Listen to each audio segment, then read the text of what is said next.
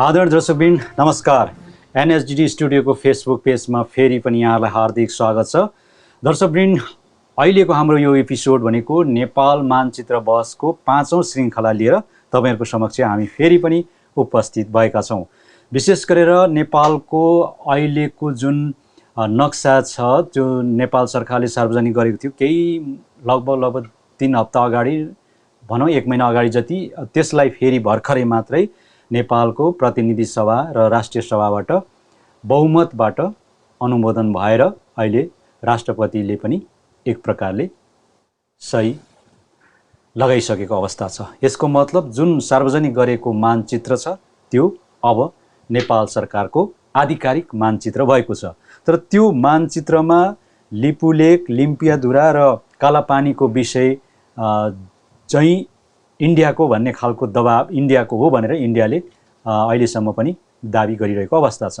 अब यो बीचमा इन्डियाले इन्डियाको भन्ने नेपालले हाम्रो भनेर सार्वजनिक गरिसकेको छ र यो आधिकारिक रूपमा चाहिँ यसको निशान छाप लागिसकेको अवस्था छ। अब यो बीचमा के हुन्छ त भन्ने सन्दर्भमा फेरि पनि आज हामी अलिकति केही समीक्षात्मक रूपमा प्रस्तुत हुन गइराखेका छौं र यो भर्खरै मात्र यो प्रतिनिधि सभा र राष्ट्रिय सभामा जुन यो नेपालको मानचित्रको बारे चाहिँ बहुमतबाट यसलाई निर्णय गरियो अथवा बहुमतले पास गर्यो, गडगडाहट तालीको रूपमा पास गरिसकेपछि फेरि अहिले इन्डियाका केही समुदायहरू नेपालको झण्डा पनि जलाएर विरोध गरिरहेको अवस्था छ र उनीहरूको आवाज पनि छ र के पनि भनिराखेका छन् भने उनीहरूले यो इन्डियाको ठाउँ नक्सा हो, इन्डियाको जग्गा हो, तर नेपालले अहिले भर्खरै मात्रै आफ्नो राष्ट्रिय नेसनल एसेम्ब्लीमा त्यो कुराहरू राखेर अथवा प्रतिनिधि सभामा चाहिँ त्यो कुराहरू पारित गरेर उनीहरूले नेपालको बनाइसकेको अवस्था छ। त्यसको हामी घोर भर्त्सना गर्छौं, विरोध गर्छौं भन्ने खालको भनेर चाहिँ नेपालको झण्डा पनि भारतका केही ठाउँहरूमा केही मुस्लिम समुदायहरूले जलाइसकेको अवस्था छ।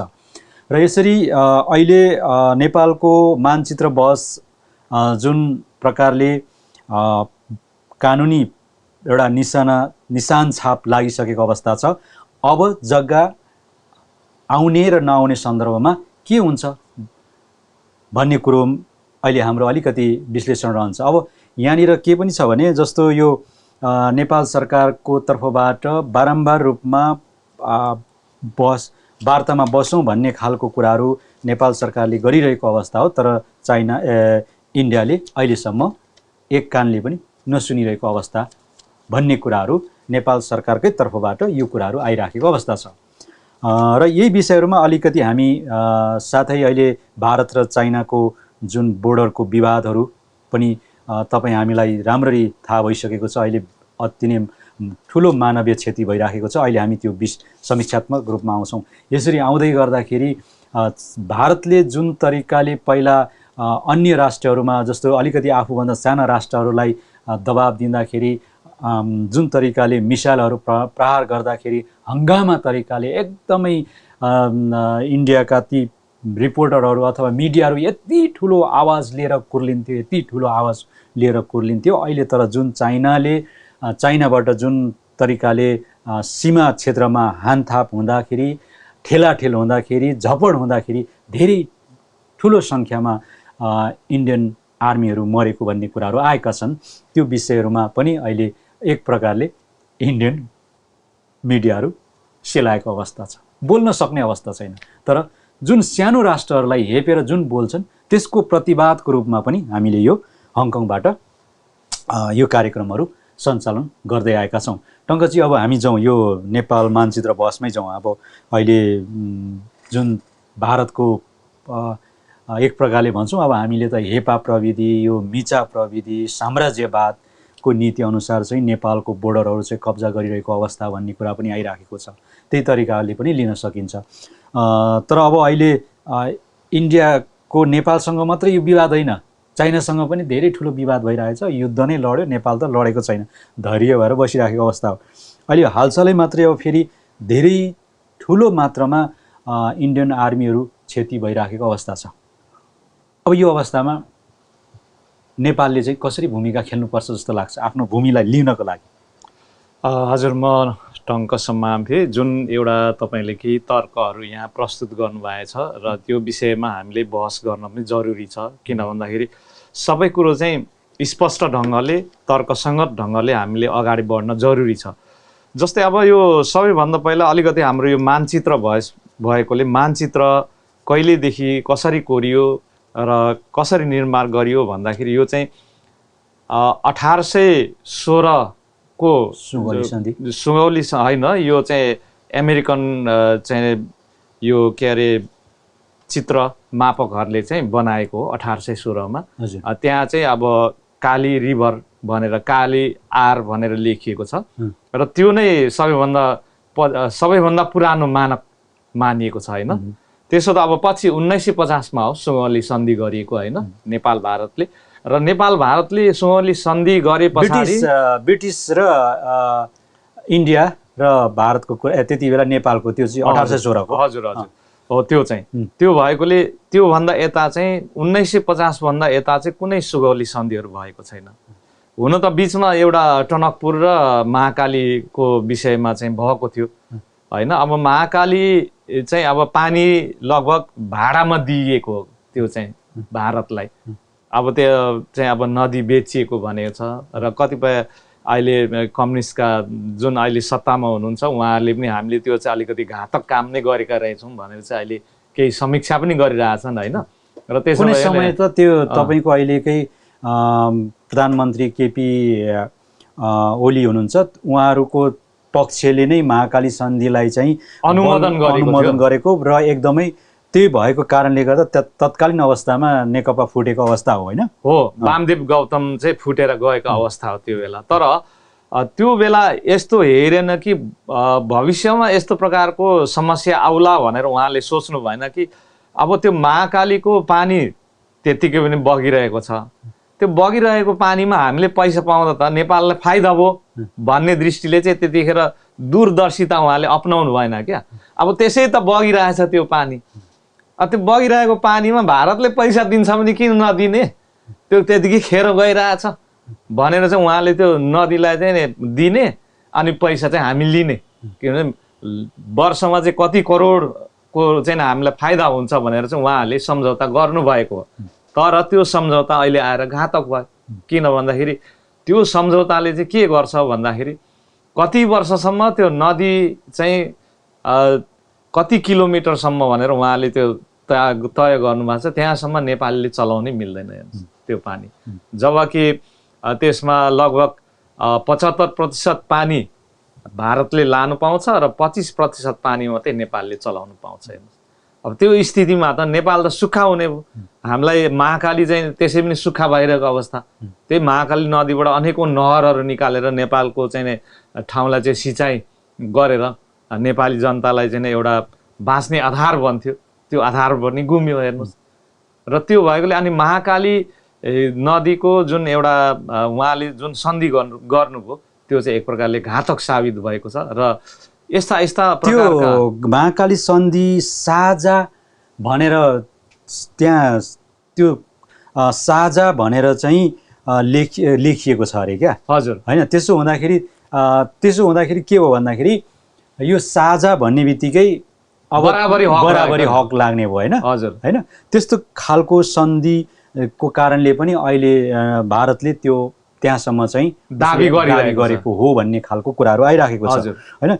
अब यो जुन तर त्यो जुन अहिले बोल्नुभयो नि महाकालीसम्म उसले दाबी गरे त अरू कुरा हो, त्यो त अहिले कालापानी लिपुलेख यो त महाकाली भन्दा धेरै ओराको कुरा आयो यो भन्ने कुरो त त्यहाँ त यसरी खडा गरिएको छ अरे कि एउटा ड्याम बारी वरी एउटा चाहिँ काली रिभर बनाएर चाहिँ कालापानी भन्दा यतैबाट चाहिँ झारेर एउटा नदी एउटा खोला चाहिँ बनाइएको छ। हो, त्यसलाई चाहिँ मानक बनाएर कालापानी लिम्पियाधुरा यिनीहरू चाहिँ धेरै पर बनाए। त्यो चाहिँ त्यो काली रिभर भन्दा उता पर्ने भयो क्या। यो जुन पछाडि बनाइयो नि भारतले आफै बनाएको एउटा रिभर छ, हो त्यो रिभर भन्दा चाहिँ तिनीहरू सबै उता छन्। त्यसो भएकोले कालापानी लिम्पियाधुरा र लिपुलेख चाहिँ हाम्रै हो भनेर चाहिँ दाबी गरिरहेको छ।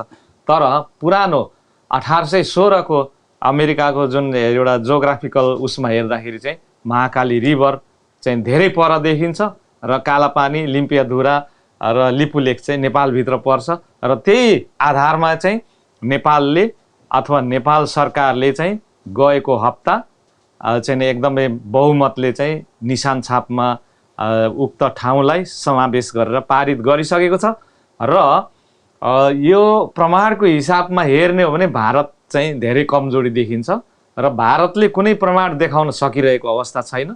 खालि मिडियाबाजी गरेर दबाब दिएर चाहिँ यो ठाउँ हाम्रो हो भन्ने पक्षमा लागेको छ भने अब यसको चाहिँ हामी प्रतिवाद गरेर हाम्रो ठाउँ हामीले लिने कार्यको हैसियतले नै हामीले हङकङ एउटा विदेश भूमिमा रहेर पनि नेपालको मानचित्रको बहस गरिरहेका छौँ र हामी एउटा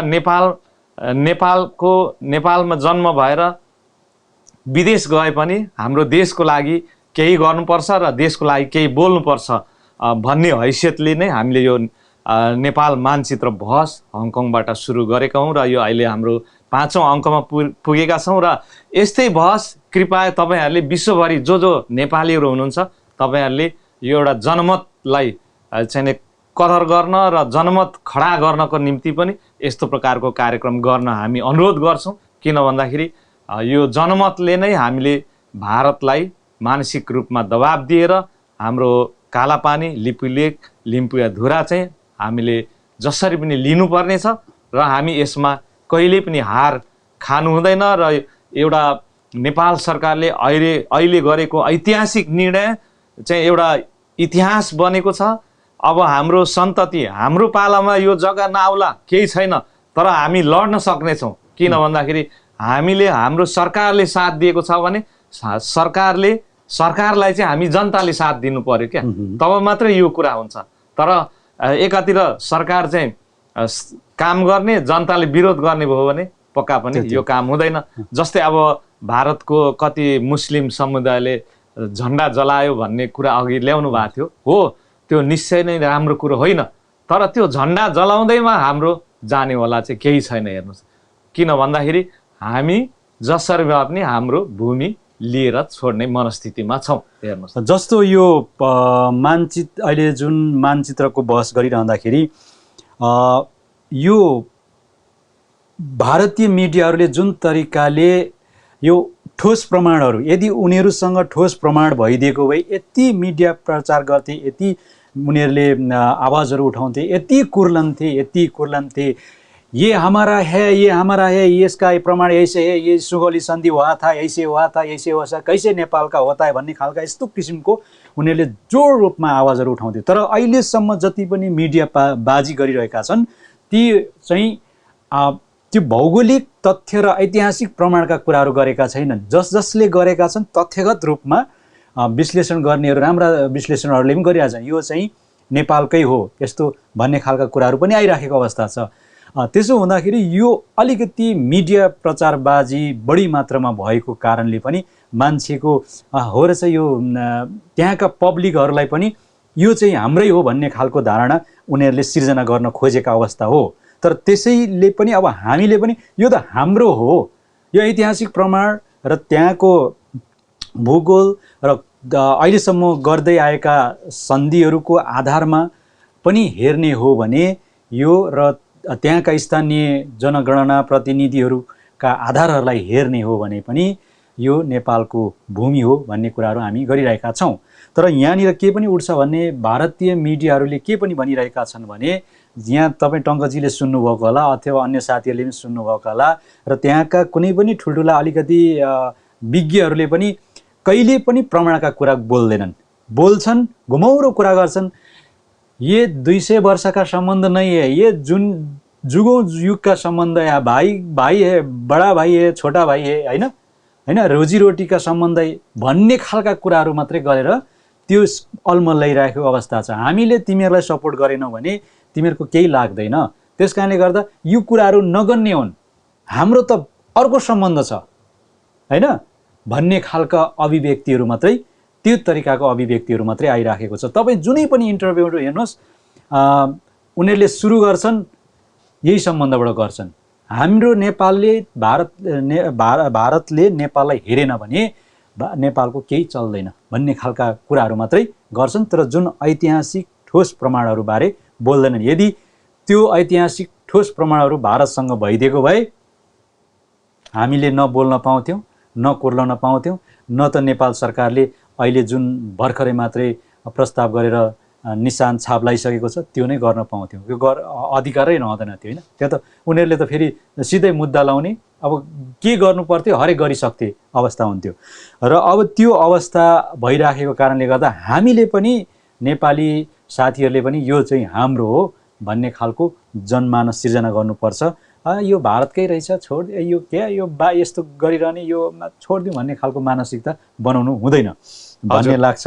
पक्कै पनि हामी एउटा नेपाली भएको हैसियतले र जुगौँ जुग अगाडि अथवा हाम्रा पुर्खाहरूले एउटा सीमाङ्कन गरेको ठाउँलाई हामी एउटा जो सन्ततिहरूले हाम्रो सिमाना चाहिँ छोड्न पक्कै हुँदैन, किनभने हाम्रो पुर्खाहरूको श्राप लाग्छ हामी, किनभने हाम्रा पुर्खाहरूले एउटा आर्जेको देश हो। त्यो भएकोले हामीले इतिहास सम्मत भएर हाम्रो कामलाई चाहिँ जसरी पनि किन भन्दाखेरि फत्ते गरेर छोड्नुपर्छ। हामी एक त हामी गोर्खालीको सन्तान भनेर भन्छौँ र विश्वमा एकदम लडाकु भनेर हामी चिनेका छौँ। नाथे हामी भारतसँग लड्न सक्दैनौँ, जो कि जर्मनी चाहिँ आर्मीहरूसँग लड्दाखेरि उनीहरूको मुटु कामेको थियो भनेको छ। अब त्यो एउटा इतिहास मात्रै बोकेर हिँड्ने कुरो भएन। हामीले त लड्ने कसरी हो, हामी के अरे सशस्त्र लड्न सक्दैनौँ, तर हामीसँग साथ छ नि त। हामी साथ लिनुपर्छ कसैसँग, यदि साथ बिना त हामी लड्न सक्दैनौँ हेर्नुहोस् होइन। त्यो पनि छ। अर्को कुरो, तपाईँलाई अब अन्तर्राष्ट्रियमै जानु पर्यो भने त्यो प्रमाणहरू, यथेष्ट प्रमाणहरू ब्रिटिसले उपलब्ध गराइदिन्छ, किनभने त्यो उनीहरूसँग बकाइदा छ होइन। हजुर। अब त्यसमा पनि अब हामी लगभग 3 करोड नेपाली जनता एक ठाउँ भयौँ भने त्यो उसको गाल पनि गल्ने कुरो भएन होइन। हजुर। र अहिलेको जुन केपी सरकार ओलीको मन्त्रीमण्डलले यो जुन कार्य गरेको छ एकदम ऐतिहासिक कार्य गरिएको मान्न सकिन्छ।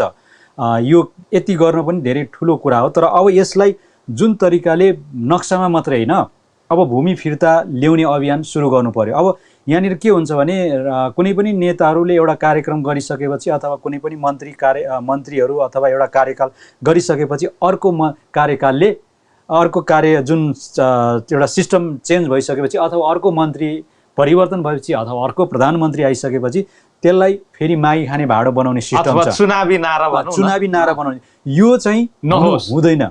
यसमा पनि हामी नेपालीहरूले तागेता गरिरहनुपर्छ, दबाब दिइरहनुपर्छ। अब अहिले जुन ओली सरकारले गरिरहेको अवस्था छ, कुनै समय यही विषयमा उहाँहरूको पार्टी पनि 2 फ्याक भएको अवस्था थियो र त्यो बेलाको सन्धिहरू पनि अलिकति हामी तलै परेर सन्धि गरेछौँ, सहमति गरेछौँ भन्ने कुराहरू, ती कुराहरू प्रशस्त मिडियामा आएका छन् र अब सच्चिने बाटो आएको छ। यो जुन एक प्रकारले एउटा स्टेप पार गरिसक्नु भएको छ, अब यसलाई चाहिँ फिर्ता लिने काम कूटनीतिक रूपमा अथवा अन्तर्राष्ट्रिय रूपमा हुन्छ अथवा यसलाई कसरी पहल गरेर हुन्छ त्यो लिने काम गर्नु पर्यो। र साथै त्यहाँका स्थानीय जनताहरू जो, किन भन्दाखेरि स्थानीय जनताको पनि अब केही मात्रामा चाहिँ ठुलो जिम्मेवारी रहन्छ। अब हामी नेपालको भन्ने अनि त्यहाँ गएर त्यहाँका स्थानीय जनताहरूसँग संवाद नगर्ने, त्यहाँका स्थानीय जनताहरूलाई नेपालबाट दिने फेसिलिटीहरू नदिने, बाटोघाटोको नदिने, अब त्यहाँनिर स्कुलहरू सञ्चालन नगरिदिने,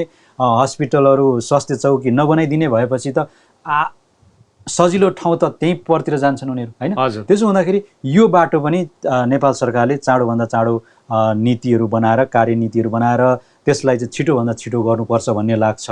हजुर। अब एक प्रकारले अब यो कालापानी, लिपुलेख र लिम्पिया धुरामा चाहिँ नेपाल सरकारले चाँडोभन्दा चाँडो पहुँच स्थापना गर्नु पर्यो र स्कुलहरू सञ्चालन गर्नु पर्यो, स्वास्थ्य शिविरहरू राख्नु पर्यो, अनि राहतहरू वितरण गर्नु पर्यो, बाटोघाटो बनाउनु पर्यो, अनि यो हाम्रो आर्मीहरूको चाहिँ क्याम्पहरू खडा गर्नु पर्यो। हुनु त अहिले अस्थायी क्याम्प चाहिँ यो कालापानीको नजिक यो के भनिन्छ यो जाजरकोटमा चाहिँ स्थापना गर्ने भनेर चाहिँ अहिले त्यहाँ चाहिँ घर निर्माण गरेर मजाले ठुलो एउटा क्याम्प नै राख्ने भनेर भनिसकेको छ। यो चाहिँ गृह मन्त्रालयले चालिसकेको छ पहिला।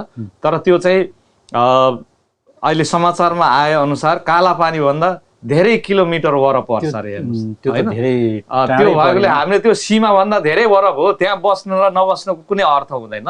त्यो भएकोले सीमामै गएर बस्नु पर्यो नि त्यसको लागि त होइन। तर अब सीमामा बसेर काम गर्ने अवस्था छैन, किन भन्दाखेरि उहाँ ठुलो चाहिँ ब्रिगेडियर क्याम्प चाहिँ भारतको चाहिँ आर्मीको रहेको छ। त्यो बेला त्यहाँ जाने डाइरेक्ट स्थिति पनि छैन। तर पनि बिस्तारै आफ्नो सीमालाई चाहिँ हामीले हात लाउँदै जानु पर्यो नि, किनभने उनीहरू छन् भनेर भन्नु भएन हामीले। त्यहाँनिर जस्तो त्यहाँका प्रतिनिधिहरू चुनिएर निर्वाचन ताका चाहिँ पुग्दा रहेछन्। हजुर है, त्यो मैले यता कता इन्टरभ्यूहरू हेरेको थिएँ। निर्वाचन ताका पुग्ने अनि निर्वाचन जितिसकेपछि या हार्नेले हारेको त्यो पनि जाने कुरो भएन, जित्नेले पनि जितेको पनि जाने कुरो भएन होइन। हजुर त्यसो हुँदाखेरि त्यहाँको स्थानीयहरूको समस्या के हो त? अब उनीहरूले गुनासो गर्छ, हामीले भोट दियौँ, हामीलाई नेपाल सरकारले हेर्दै हेरेन, अब जे गर्नु पनि हामी पारी जानुपर्छ भन्ने खालका गुनासोहरू गरिरहेको अवस्था पनि देखिएको छ। त्यस्तो किसिमको गुनासोहरू चाहिँ त्यहाँका स्थानीय जनताहरूबाट तिनीहरूको आधारभूत आवश्यकता जुन सामान्य मानव जीवनले एउटा उपभोग गर्ने वस्तुहरू चाहिँ नेपाल सरकारबाट तुरुन्तका तुरुन्त पुर्याउनु पर्छ भन्ने लाग्छ।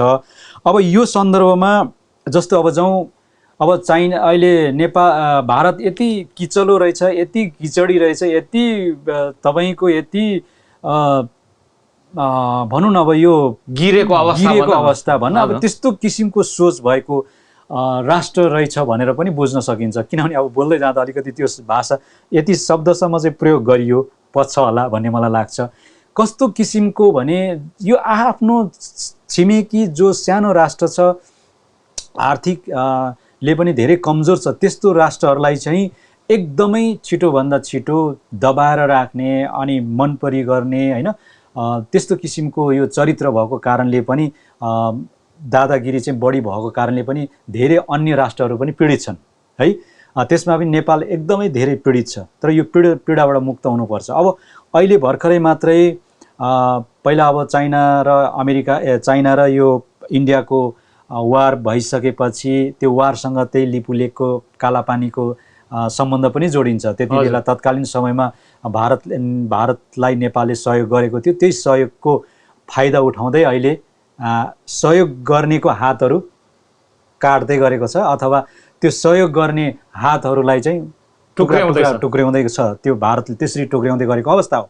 तर अब अहिले चाइनाले जब तपाईँहरूको यो लद्दाखमा जुन अहिले भिडन्त भएको पछिल्लो चरण तपाईँहरूको समक्ष न्युज आइसकेको अवस्था छ र यो न्युजमा के पनि भनिएको छ भने पहिलो न्युज आउँदाखेरि एउटा अधिकृत र 2टा सिपाही मात्रै मारिएको भन्ने कुरा आएको छ। तर त्यहाँनिर अहिले पछिल्लो चरण चाहिँ कतै कतै न्युजहरूमा 20 जना भारतीय सैनिकहरू मरेको भन्ने खालको समाचारहरू पनि आइराखेको अवस्था छ। तर त्यो चाहिँ लगभग आधिकारिक पुष्टि भएको छैन। तर यदि भए पनि भारतले त त्यो समाचार त लुकाउँदैन। यदि चाइनाको एउटा मात्रै अफसर अथवा 2टा मात्रै आर्मी मरेको भए उसले स्ट्राइक गरियो, हामीले हाम्रो सिमानामा आएका थिए उनीहरूलाई चाहिँ स्ट्राइक गरियो, उनीहरूलाई चाहिँ के अरे मुकाबिलामा तोडिदिए, मुकाबिला गरिदिए भन्ने खालको आउँथ्यो होइन, आउँथ्यो नि। खोक्छ नि, यति खोक्छ है। उनीहरूको खोकाइ हेर्दा त यस्तो ठिक छ, विश्वकै शक्तिशाली जस्तो ठहरिन्छ जस्तो ठिक छ। पोजिटिभ कुरा गर्दा त ठिक छ, पोजिटिभमा ठिक छ, नेगेटिभलाई पनि पोजिटिभ बनाउनु पर्छ त होइन। त्यस्तो किसिमको मिडिया प्रचारबाजी छ। अब अहिले त्यो आइराखेको छ। यहाँ र तपाईँलाई जानकारी गराउँ, लद्दाखमा अहिले जुन चीना आर्मी र भारतीय आर्मीहरूको बिचमा झपड भएको छ, त्यो ठाउँ चाहिँ कस्तो रहेछ भन्ने कुरोहरू अब हामीले पनि न्युजबाटै अब त्यहाँ पुगेको छैन, प्रत्यक्ष पुगेको छैन। त्यहाँनिरको न्युजहरूलाई पढ्दाखेरि एकदम कठिन ठाउँ, भिरपाखा, 0 डिग्री सेल्सियस र जाडो अत्तिने ठाउँ।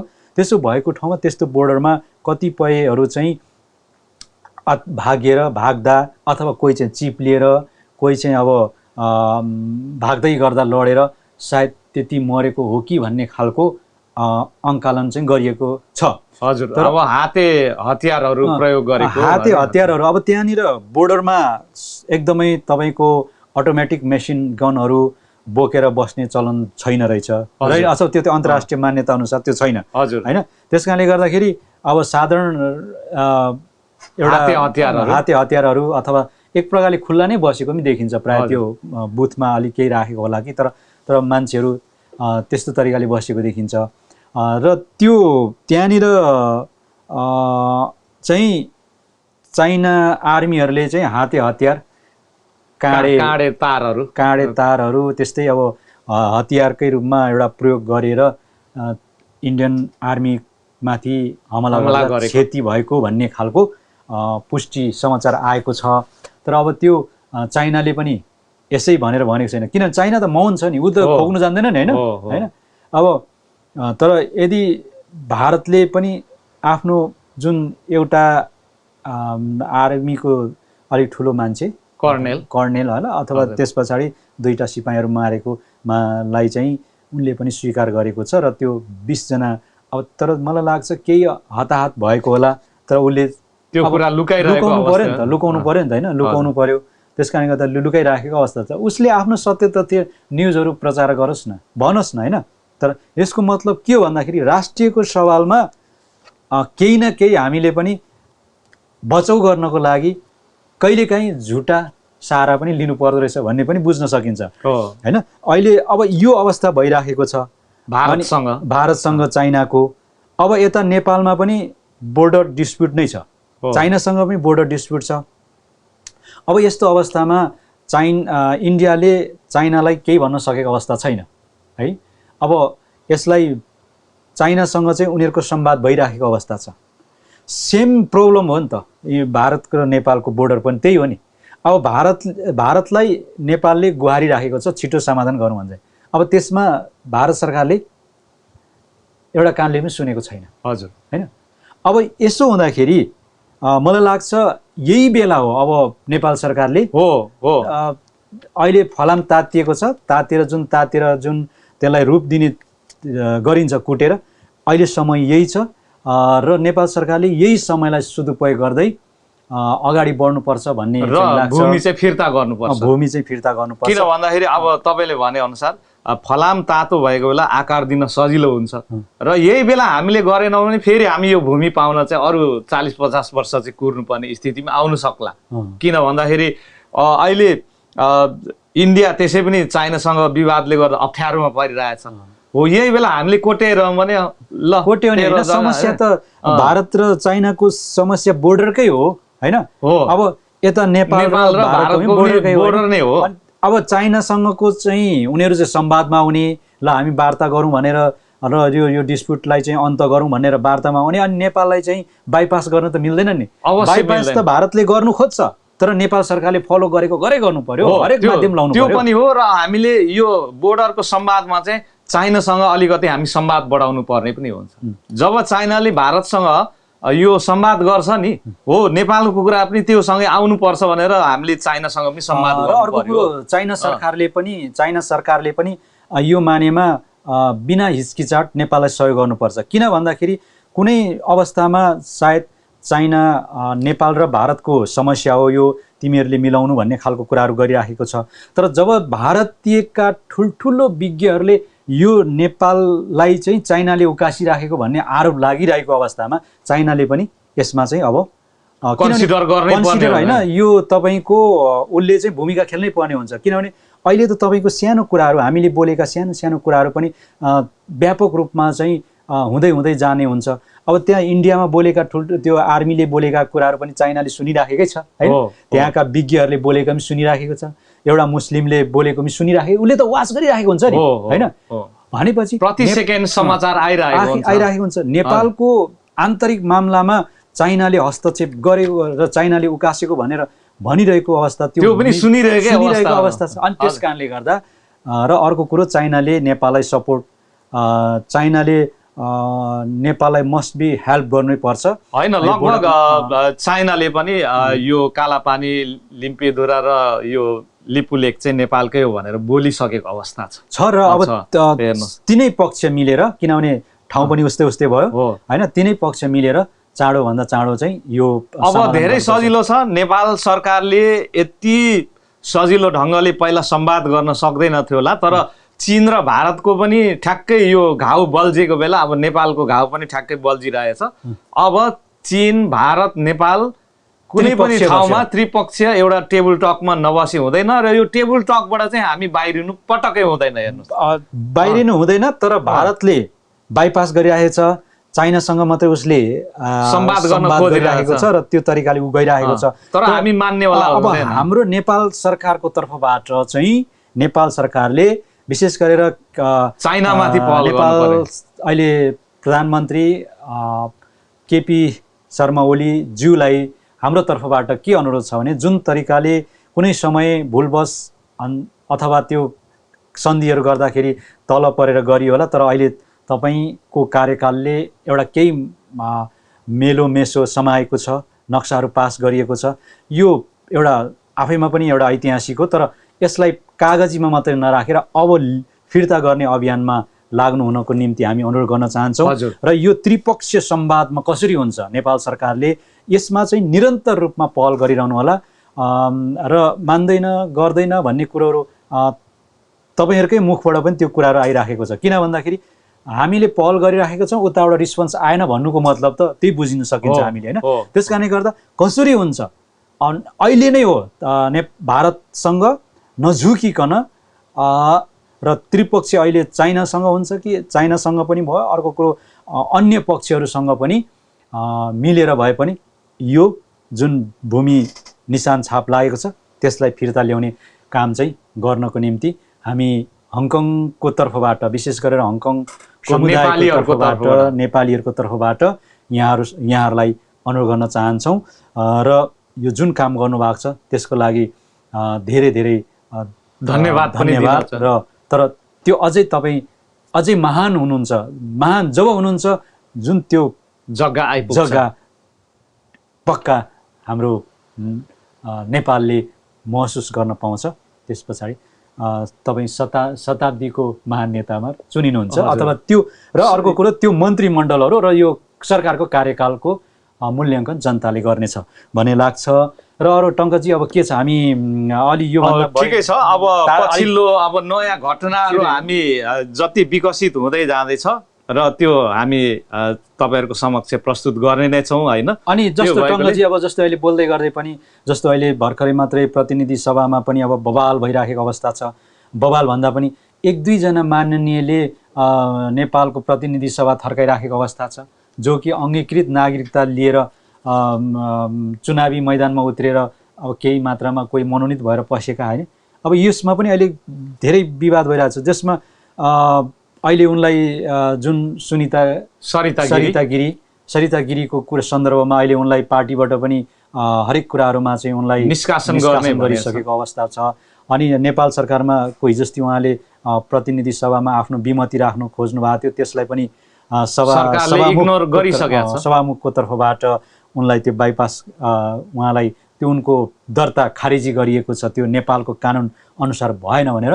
यो बीचमा फेरि अहिले राष्ट्रभक्तिको भावना चाहिँ एक प्रकारले बनेको छ, किन भन्दाखेरि अहिले सरिता गिरीको विरुद्धमा प्रत्येक साना साना बच्चाहरूले पनि विरोध गरिरहेको अवस्था छ। त्यसकारणले गर्दा हाम्रो नेपालको यो जुन अहिले सीमा सम्बन्धीको जुन एउटा भावना जुन एउटा उर्लेर आएको छ यसलाई मर्न दिनु हुँदैन।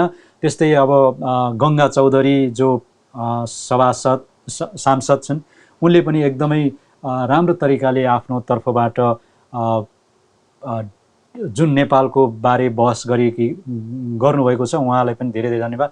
उहाँहरू जस्ता धेरै महिलाहरू पनि नेपालको सांसदमा आउनुपर्छ, किनभने उहाँले पनि राम्रो कुराहरू गर्नुभएको छ, होइन? त्यस कारणले गर्दा हो यस्ता किसिमका, तर उहाँहरूले बोल्ने मात्रै होइन कार्यान्वयनमा पनि जोड दिन हुनको निम्ति हामी यहाँहरूलाई अनुरोध गर्न चाहन्छौँ। र टङ्कजी अब लगभग हामी यो अङ्कको लागि यति नै गर्नेछौँ र नयाँ अब घटना र परिदृश्यहरू आउनेछन्, ती कुराहरू हामी लगभग लिएर पछिल्लो हप्ता आउनेछौँ र यो हप्ताको लागि चाहिँ हामी लगभग यतिमै बिस्तारै हामी अन्त्य हुनेछौँ। एकछिन हाम्रो जना लिम्बू भन्नुहुन्छ, मेरो पनि त्यही भनाइ हो, सिमाना पनि सबै साबिक हालको फेसिलिटी दिनुपर्छ भनेर भन्नुभएको छ। उहाँले सायद त्यो उहाँको लागि भन्नुभएको होला, त्यो जुन सिमानामा बस्नुभएका साथीहरूको अथवा त्यहाँका नेपालीहरूको लागि हो। त्यो विषयमा एकदमै नेपाल सरकारले गर्नुपर्छ, किन भन्दाखेरि अब त्यो कारणले पनि हो अलिकति एनआरले नेपालले त्यहाँका स्थानीय जनतालाई आफ्नै नेपाली नागरिकलाई त केही दिन सक्दैन, यो सीमा लगेर त्यहाँ झन् बिजोग मात्रै हुन्छ भन्ने खालको भनाइ पनि भारतको एउटा एक प्रकारको त्यो भनाइ पनि आइराखेको र त्यहाँको कोही नागरिकहरू चाहिँ अहिले इन्डियाको रासन कार्ड पनि लिएको र पुलिसको यो सशस्त्र पुलिसको ठुल्ठुलो पदमा पनि काम गरेको भन्ने खालको कुराहरू पछिल्लो चरण फेरि उनीहरूले न्युज फ्याँकिरहेको अवस्था छ। त्यो आफ्नो ठाउँमा होला, तर पनि जे भए पनि हाम्रो नेपालको भूमि हो, नेपालको भूमि फिर्ता हुनुपर्छ भन्ने मान्यता हो र त्यही अनुसार पनि अहिले सरकारको पाइला चालेको छ। तर यो सरकारलाई हामीले साथ दिनुपर्छ। तथापि चन्द्र गुरुङज्यूले सेवारो भाइ भन्नुभएको छ, यहाँलाई पनि सेवारो। यहाँ कमेन्टमा कमेन्टमा अरू पनि आउनु भएको छ होला, तर त्यसलाई अलिकति ठुलो स्क्रिन गर्न मिल्छ दाइ। अनि त्यस्तै र यो जुन सीमाको कुराहरू गर्दै गर्दाखेरि हामी पनि अलिकति आवेगमा आउँछौँ। अब अहिले हामी मिडियामा बसेर अलिकति जुन तरिकाले नागरिकको हैसियतले र जुन एउटा आक्रोश पोख्नुपर्ने त्यो आक्रोश आउनु स्वाभाविक हो, तर त्यो आक्रोशलाई हामीले केही मात्रामा न्यून गरेकै छौँ। हामी जस्तै हो, हामीलाई पनि एकदमै आउँछ। जस्तो अहिले नेपालको झन्डा जलाइराखेको अवस्था छ, अहिले गएर तिनीहरूको पनि झन्डा जलाउँ भन्ने जुन एउटा मानव एउटा आवेग हो त्यो हामीलाई पनि आउँछ। तर हामीले यसरी भनिरहँदाखेरि आउँछ भनेर भन्दै गर्दाखेरि अब मिडिया मार्फत त्यसरी बोल्न हुँदैन, तर भारतीय मिडियाले बोलिरहेको अवस्था छ, लाजै पचाएर बोलिरहेको अवस्था छ त्यो मानेमा चाहिँ। त्यसो हुँदाखेरि अब हामी एकजना अझै नै कमेन्ट त्यहाँ देखेको थिएँ, त्यो तलको कमेन्ट हेर्नुहोस् त, अलिक तल्लो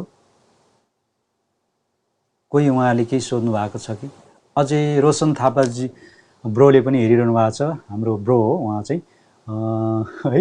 अलिक त हो त्यो कमेन्ट हेर्नु त। त्यो दिलीप हेलो एनएसडिटी स्टुडियो टिम भन्नुभएको छ, दिलीप चामलिङ भाइलाई पनि सेवारो। र त्यस्तै हो त्यो अर्को अलिक नेक्स्ट अर्को हो त्यो ए हो हजुर। ल ठिकै छ, यहाँहरू जसले हेरिदिनु भयो यहाँहरूलाई धेरै धेरै धन्यवाद। र साथसाथै आफ्नो प्रतिक्रियाहरू राख्नुहोला, आफ्ना सुझावहरू राखिदिनु हुन म यहाँहरूलाई हार्दिक अनुरोध गर्न चाहन्छु। र आजको हाम्रो नेपाल मानचित्र बहस हङकङबाट हामीले चलाएका छौँ, यो निरन्तर रूपमा रहनेछ र यसको आज हामी 5औं श्रृङ्खलाबाट हाम्रो सानो कुराहरू राख्यौँ। र आजको यो नेपाल मानचित्र बहसको तर्फबाट र यस कार्यक्रमका निर्देशक देवमान लिम्बू र सहकर्मी प्रस्तुता टङ्क सम्बाम्फेको साथमा म इन्द्र लोक्सम पनि यहाँहरू समक्ष बिदा लिन चाहन्छु। हवस् त, नमस्ते।